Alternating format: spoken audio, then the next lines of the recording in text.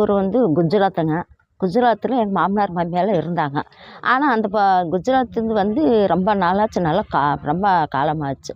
அப்புறம் இந்த பக்கம் வீரவாண்டி பிரிவு வந்து அப்புறம் என்னைய கல்யாணம் முடிச்சுட்டு வந்து நாங்கள் வீரவாண்டி பிரிவில் இருந்து எங்கள் பாட்ட காலத்தில் எங்கள் மாமனார் மாமியார் இருந்து அவங்க மாமனார் மாமியார் இருந்து இதே தொழில் தான். இதே சர்க்கீஸ் இதே தொழில் தான். எங்கள் மாமனார் மாமியார் இருந்துட்டாங்கன்னா எங்கள் வீட்டுக்காருக்கு இதே தொழில் தான். பேர் தங்கவேல். சர்க்கஸை போடுவோம் சார் நாங்கள். ஆனால் ஒரு ஊரில் ஒரு வாரம் ஓடும், ஒரு ஊரில் 2 வாரம் ஓடும், ஒரு ஊரில் 2-3 நாள் தான் ஓடும். கூட்டம் வர்றதை பொறுத்து தான். நாங்கள் வீரவாண்டி பிரிவு தான் ஊர். நாங்கள் முப்பாட்ட காலத்தில் எல்லாம் தலை சாமான் தூக்கிட்டு தெரிஞ்சோம். அப்போல்லாம் இந்த மோளம் அடித்து வளையம் கழட்டுறது, பல்ட்டி அடிக்கிறது, துணி போட்டோம்னா அதில் அரிசி பருப்பு கொடுப்பாங்க, சாப்பாடு கொடுப்பாங்க.